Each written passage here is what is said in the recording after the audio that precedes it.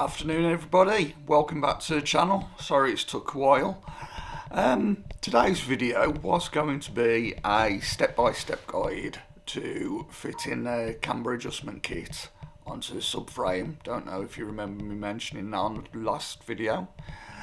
I did do a step-by-step guide. Spent about 45-50 minutes, and it turns out I was talking to myself because I'd forgot to hit record. So it's done now, but I can kind of dismantle it to show you exactly what you need to do if you do fit one of these.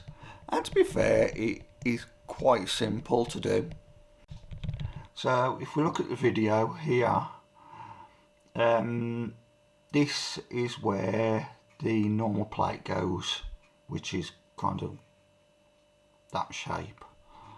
The only difference here is you might have to go back to the old video. There's a slotted washer, so you just have to undo these two, and this side will slide backwards and forwards. So that's the easy bit.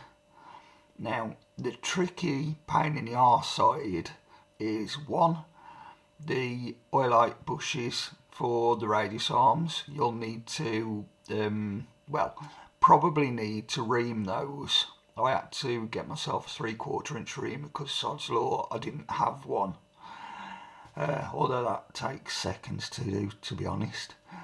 So now I'll show you the back, which is where the real work takes place.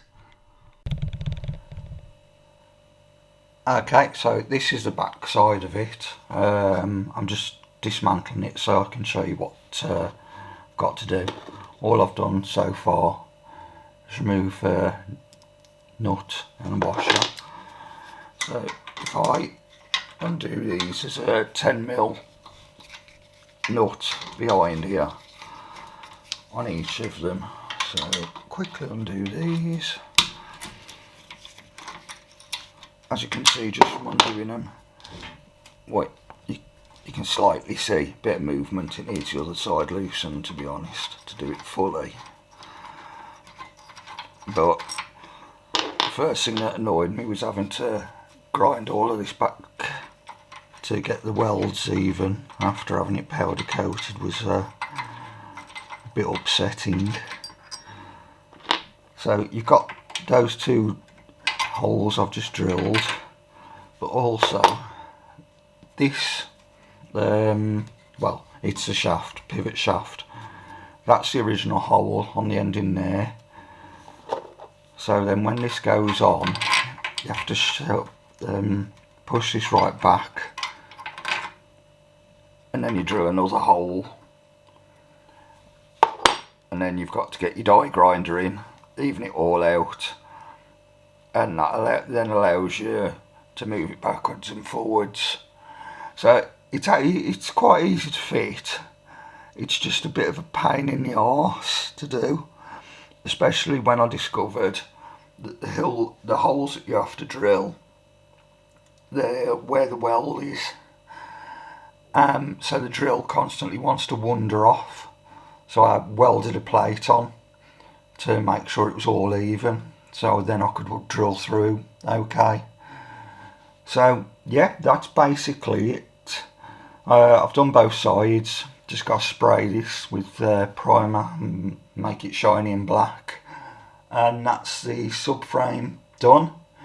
And then the engine can be dropped in, get the bottom arms on, which I'm not looking forward to because I've put new Powerflex bushes on them and they seem an extremely tight fit. So only time will tell if they're going to fit. If they don't, I'm going to cry. So it's only been a short video, but hopefully it's been a useful one to you. If you are going to fit one of these kits, go to the Mike Satter website, which I think it's Mike Satter, satur.co.uk. You'll find it through Google anyway, and it costs roughly £80. You can also get a coilover conversion kit as well. So I'll leave you to it for now.